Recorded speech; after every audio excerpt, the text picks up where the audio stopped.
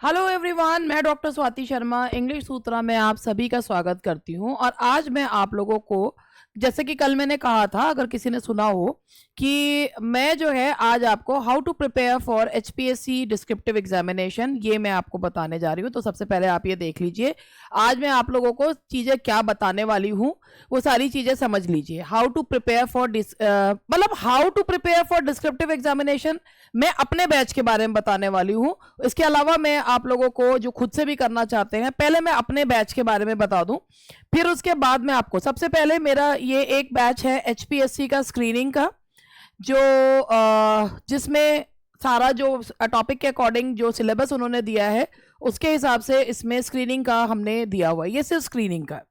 अब मैं आप लोगों को बताती हूँ कि मुझे सबसे पहले मैं आप लोगों को हरियाणा का पीजीटी का सिलेबस दिखाना चाहूंगी, हरियाणा पीजीटी का पेपर दिखाना चाहूंगी।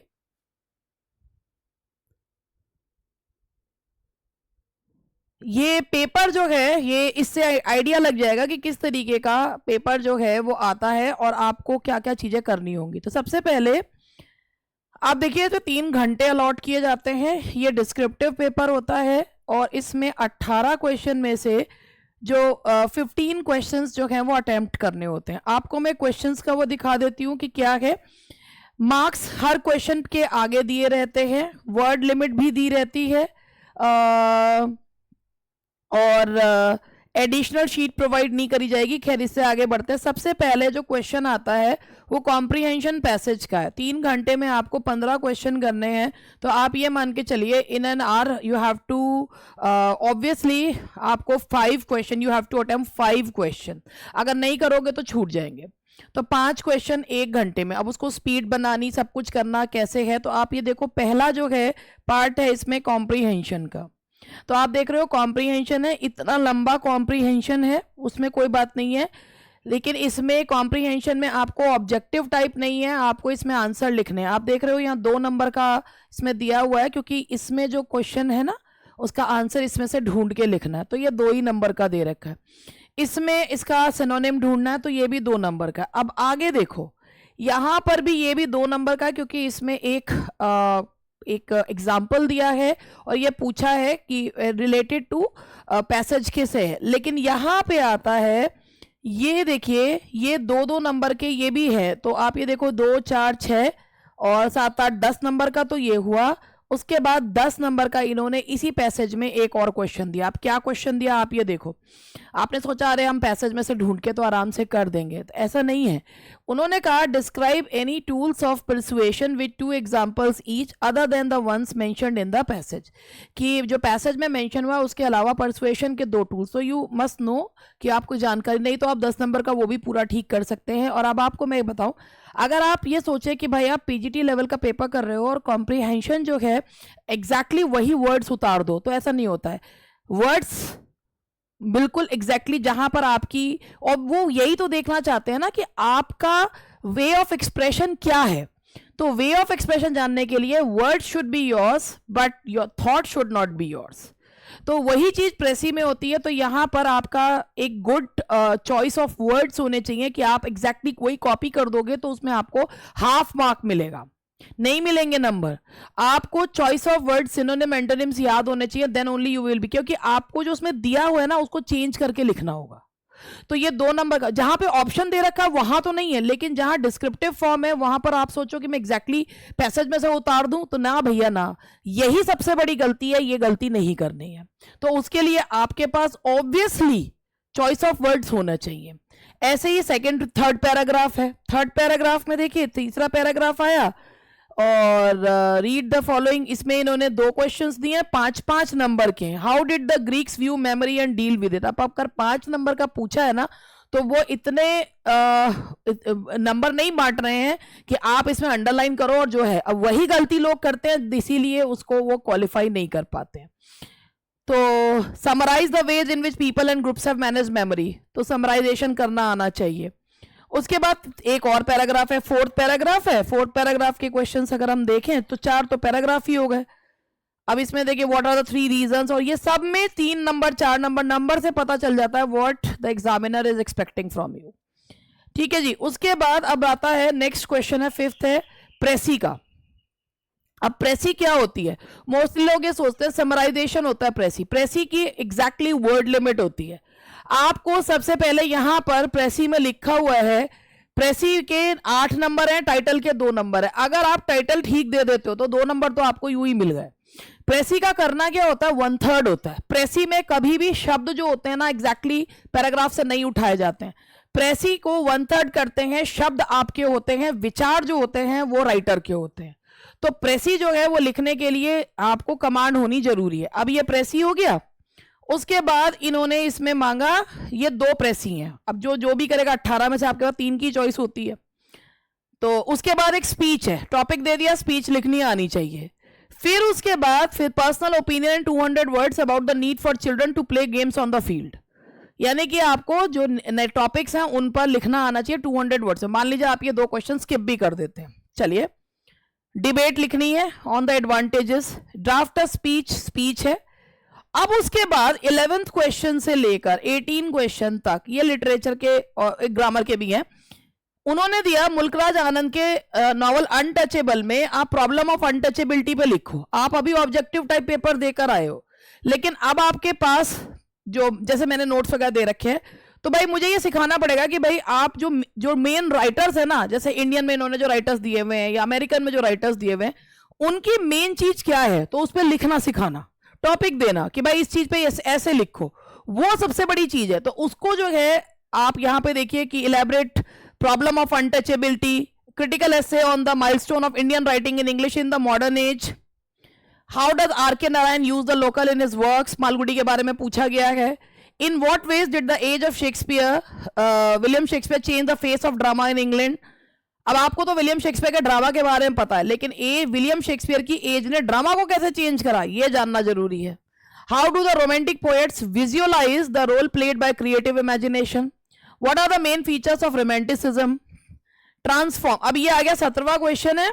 इसमें क्या करना होता है कि आपको ऑप्शंस नहीं दिए जाते, ट्रांसफॉर्मेशन है, एक्टिव पैसिव वॉइस है, उनको सेंटेंस दे दिया, उनको आपको ट्रांसफॉर्म करना होता है।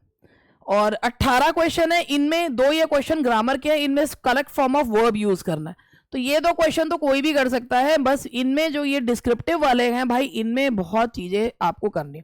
अब मैं आपको बताती हूं कि देखो भाई, जो स्क्रीनिंग का वो कर रहे हैं, तो स्क्रीनिंग तो भाई एक है, स्क्रीनिंग जो है वो है ऑब्जेक्टिव।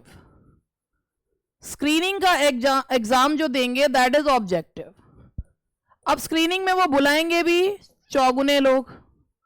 अब आप सोचेंगे मैं कि 2 महीने में तैयारी होगी। अब आप भाई एक चीज ये है कि जिनका एक कुछ हद तक कमांड सही हो, तो वो जो है भाई उनको मैं कहूंगी कि वो अपना तैयारी अभी से ही शुरू कर दें, जिससे कि आप देखो कमांड आने में तो बहुत समय लग जाता है, लेकिन फिर भी आप लिखने लायक बन जाते हैं। सबसे पहले मैं अपने बैच के बारे में बता रही हूं। मैं जो बैच स्टार्ट करूंगी, बैच स्टार्ट होगा 15 सितंबर से, ठीक है जी, 15 सितंबर से स्टार्ट होगा। इस बैच में केवल 25 से लेकर 30 सीट्स मैं रख रही हूं, सिर्फ 25 से 30 सीट्स अवेलेबल होंगी स्टूडेंट्स के लिए। जैसे ही वो सीट्स भरेंगी बैच दिखना बंद हो जाएगा। अब ऐसा क्यों है, इसका रीजन ये है कि भाई जो स्टूडेंट्स मेरे यहाँ एडमिशन लेंगे, बोर्ड पे सिखाना तो बहुत आसान काम है कि ऐसे ऐसे लिख लो, लेकिन जो उन्होंने लिखा है वो सही लिखा है या नहीं लिखा, या उन्हें कैसे पता, तो मुझे चेक भी करना पड़ेगा। तो ऑब्वियसली उन्हें 1-to-1 मुझको जो है गाइडेंस भी देनी पड़ेगी। इसीलिए मैंने केवल इतनी सीट्स रखी है, क्योंकि मैं इतने ही स्टूडेंट्स एक बार में हैंडल कर सकती हूँ। अब ये तो है नहीं कि थोक के भाव में बेच लो, उसके बाद स्टूडेंट्स क्या कर रहे हैं कुछ नहीं पता। अब स्टूडेंट्स को क्या पता कि वो सही लिख रहे हैं नहीं लिख रहे हैं। अगर वो सारे एक सा गूगल पे से कॉपी करके लिख रहे हैं तो वो सही लिख रहे हैं नहीं लिख रहे हैं, नहीं करना वो चीज, वो चेक कौन करेगा, मैं करूंगी। तो मैंने यही सोचा है कि 25 से 30, सिर्फ 25 मैक्सिमम 30, उससे ज्यादा मेरे को स्टूडेंट्स नहीं लेने, क्योंकि ऑब्वियसली जब वो लिखेंगे तो वो मुझे भेजेंगे। भाई जिस दिन सिखाऊंगी उसी दिन टॉपिक दूंगी, वो लिखना अपना मुझे भेजना शुरू करेंगे। जब वो मुझे भेजेंगे तो मैं उसके बाद उसे चेक करूंगी, चेक करके उनकी गलतियां बताऊंगी, उन्हें 1-to-1 जो है वो उनके साथ डिस्कशन करूंगी कि भाई ये गलतियां ये ठीक करनी है, आगे वाले टॉपिक में ये गलती नहीं होनी चाहिए। तुम्हारे इसमें अगर मैं नंबर दूंगी तो मैं तुम्हें 10 में से 4 नंबर दूंगी, ये चीज बताऊंगी। अगर चेक ही नहीं होगा तो तुमको क्या पता तुम सही लिख रहे हो या नहीं लिख रहे हो। तो भैया 25 से 30 सीट है, तो एक चीज मैं आप क्लियरली बोल देती हूँ, जिन्हें लगता है कि भाई हम कर लेंगे वही इस चीज पे अप्रोच करें, बाकी तो वो अपने आप ही कर लें। ठीक है। दूसरी चीज कि फिर वो सोचें कि भाई हमने तो पैसे भी दिए और हमारा कुछ हुआ या नहीं, तो फिर वो अपने आप कर लें। अब इसके बाद ये जो मैं यहां पे करूंगी 25 से 30 सीट है, इसके बाद अब आपकी फीस की बात आती है। तो ऑब्वियसली फीस इसकी मैं ठीक ठाक रखूंगी, ठीक ठाक मतलब अच्छी फीस रहेगी। अब स्क्रीनिंग की तो फीस मेरी कुछ खास है नहीं, लेकिन इसकी फीस सही रहेगी। क्यों? क्योंकि इसमें मैं 1-to-1 गाइडेंस दूंगी। ठीक है। ऑब्वियसली भले ही ये चाहे 2 महीने के लिए है, नवंबर में पेपर है, 2 महीने के लिए, लेकिन उन 2 महीनों में मुझे पता है मुझे कितना प्रेशर लेना पड़ेगा अपने स्टूडेंट्स को सिखाने के लिए। इससे पहले मैंने पीसीएस जे की तैयारी करवाई है, पीसीएस जे की तैयारी मैं करवा चुकी हूं, और पीसीएस जे में और दिल्ली जुडिशरी में इसी तरीके का सिलेबस होता है। मेरी खुद की स्टूडेंट हेमलता जो है त्यागी, वो मुजफ्फरनगर में एडीजे एडिशनल डिस्ट्रिक्ट जज। तो मुझे इसके एक्सपीरियंस ये है कि मुझे पता है कि क्या करना है, और मुझे तब भी जब मैं तैयारी करवाती थी तो मैं स्टूडेंट्स के ऑफलाइन करवाती थी तब, तो मैं स्टूडेंट्स की बाकायदा कॉपीज वगैरह सब चेक करती थी कहाँ क्या गलती हो रही, उसमें तो ट्रांसलेशंस भी आती थी। इसीलिए मैं उससे ज्यादा उसमें स्टूडेंट ले, भाई मैं भर लूं, मैं चेक कैसे करूंगी, इसीलिए। तो आप अगर ये सोच रहे हैं कि भाई फीस ज्यादा लग रही है हमें, आप लोगों को पता होगा कि जो लोग तैयारी करवा रहे हैं वो स्क्रीनिंग के साथ डिस्क्रिप्टिव ले रहे हैं। स्क्रीनिंग के साथ डिस्क्रिप्टिव लेने के साथ किसी ने कितने हजार कितने हजार, लेकिन आप खुद बताइए क्या वो आपका जो लिखा हुआ मटेरियल है वो चेक करेंगे? वो तो 100 भी भर लें या 200 भी भर लें, लेकिन क्या 100-200 स्टूडेंट्स इज इट फिजिबल कि आप जो है भाई एक बात बताओ, मुझे जो चेक करना है मुझे ही चेक करना है, मैं अपने जैसा कोई और दूसरा नहीं ला सकती। ना मुझे किसी पे इतना भरोसा कि मैं जो है किसी और से कॉपी चेक करवा लूं, कि मैं जो है 10वीं के स्टूडेंट से या 12वीं के स्टूडेंट से कॉपी चेक करवा लूं और कि तुम्हारा तो बिल्कुल सही लिखा हुआ है। मुझे ही चेक करना पड़ेगा। जब तक मैं सेटिस्फाई नहीं तब तक मैं अपने जैसा कोई प्रोड्यूस कर नहीं सकती। तो भाई ऑब्वियसली मैं इतने ही स्टूडेंट्स को हैंडल कर पाऊंगी डिस्क्रिप्टिव में। भाई ऑनलाइन क्लासेस में तो आप कितने भी स्टूडेंट्स को पढ़ा सकते हैं जो ऑब्जेक्टिव वाला होता है, मगर डिस्क्रिप्टिव में आपको 1-to-1 गाइडेंस देने के लिए और उनको उनके कॉपी चेक करने के लिए इससे ज्यादा आप नहीं कर सकते। ठीक है। तो इसीलिए सोच समझ जो लोग तैयारी करना चाहते हैं वो लोग, भाई मैं तो पहले ही कह रही हूं मेरा तो स्लॉट फिल होगा, मैं तो हटा दूंगी। ठीक है। तो जो लोग तैयारी करना चाहते हैं तो मैं उनसे खुद भी बात करूंगी कि लेवल देखूंगी मैं कि भाई तुम्हारा लेवल ठीक है या नहीं है, तभी मैं एडमिशन लूंगी। नहीं तो अगर किसी का लेवल ठीक नहीं होगा तो मैं 2 महीने में नहीं सिखा पाऊंगी ना। भाई अगर मुझे लगेगा कि हाँ भाई ये इंसान कर सकता है तो ही मैं सिखाऊंगी, अगर नहीं कर पाएगा, मुझे लगेगा भाई नहीं है इसके अंदर वो वाली बात, तो मैं नहीं सिखा पाऊंगी उसको, तो मैं नहीं उसको लूंगी। तो मुझे ही बात करनी पड़ेगी। जब भी उस व्यक्ति का कॉल आएगा तो बाद में मैं ही उससे पर्सन से ऑब्वियसली कुछ क्वेश्चंस पूछूंगी, अगर मुझे लगता है कि हाँ ये इंसान सीख सकता है तो ही। ठीक है। तो बेसिकली बात इसमें यही है कि आप लोगों को, अब जो लोग सोच रहे हैं हम खुद तैयारी करें, तो देखो भैया बात यह है कि जो खुद तैयारी करना चाहते हैं, तो आप जो है तैयारी जो करना चाहते हैं आप प्रेसी और कॉम्प्रीहेंशन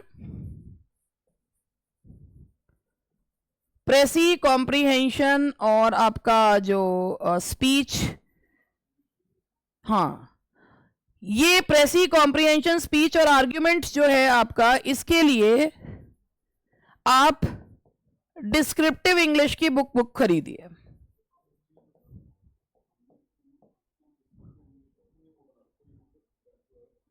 तो वो डाल देना ना लिंक में। अभी मुझे बता दो ना क्या करना है। डिस्क्रिप्टिव इंग्लिश की बुक खरीदिए। एसपी बख्शी की एक ग्रीन कलर की बुक आती है, आप ये खरीद के कम से कम तैयारी शुरू कर सकते हैं। इसके अलावा आप इस एसपी बख्शी की ये बुक खरीद के आप ये सीख सकते हैं कि किस तरीके से ये चीजें करी जाती है। उसके बाद आप लोग ये सोचते हैं कि भाई हमें लिटरेचर का, तो लिटरेचर वाले के लिए तो भाई आपको ऑब्वियसली एक डिटेल्ड वो पढ़ना पड़ेगा।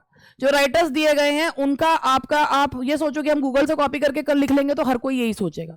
तो उनके क्या क्वेश्चन बन सकते हैं, क्या चीजें हो सकती हैं, वो आप सोचिए। एमए लेवल के क्या क्वेश्चंस होते हैं, जैसे वर्ड्सवर्थ पे अगर कहा है तो वर्ड्सवर्थ पे क्या होगा, शेक्सपियर पे क्या एमए लेवल के क्वेश्चंस क्या बन सकते हैं, ये आप लोगों को देख के तब उसमें लिखना है। तो आप उसके लिए एमए लेवल की जो डिस्क्रिप्टिव जो बुक्स है, एमए लेवल की जो गाइड्स हैं या बुक्स हैं उनको देखिए, ठीक है। एमए लेवल की गाइड्स देखिए, इग्नू का मटेरियल देखिए, उससे आपको इसमें हेल्प मिलेगी, ठीक है। और अगर आपके आसपास कोई टीचर ऑफ इंग्लिश रहे तो उनसे चेक भी करा लीजिए, मगर उनको भी नॉलेज होनी चाहिए कि आप सही लिख रहे हैं या नहीं लिख रहे हैं। That is the most important thing, कि आप जो लिख रहे हैं वो सही लिख रहे हैं या नहीं लिख रहे हैं। तो ये सबसे इंपॉर्टेंट, जो लोग तैयारी खुद करना चाहते हैं उनके लिए, और जो मेरे साथ तैयारी करना चाहते हैं, देखो भाई मेरे पास तो ज़्यादा स्लॉट है ही नहीं, तो बाकी मोस्टली स्टूडेंट्स तो अपने आप ही करेंगे, मेरे पास तो इतने का ही स्लॉट है। तो ये जो है अब आप लोगों के लिए यहाँ से ये वाले, अब 5 सितंबर को मैं इस कोर्स को लॉन्च करूंगी। 5 सितंबर को कोर्स को लॉन्च करने में, एक बात मुझे ये बताओ, जो मैं ये सोच रही हूँ स्टूडेंट्स को जो है एक बार हमें उनका लेवल भी तो पता होना चाहिए ना, तो हम वो लेवल कैसे पता करेंगे?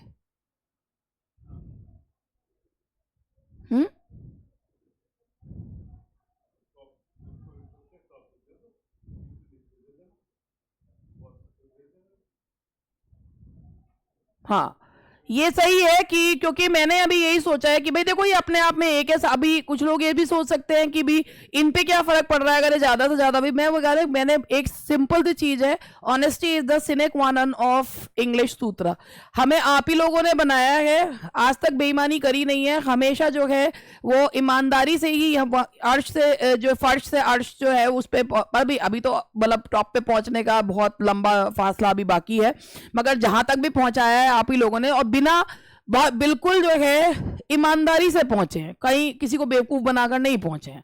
तो बात यही है कि इसीलिए मैं एक टॉपिक जो है वो अब आप लोगों को एक टॉपिक, जो लोग इंटरेस्टेड हैं तो मैं उनको एक 5 सितंबर से पहले यानी कि कल एक टॉपिक जो है मेरे आपको टॉपिक देंगे। कैसे अभी दे दूं टॉपिक?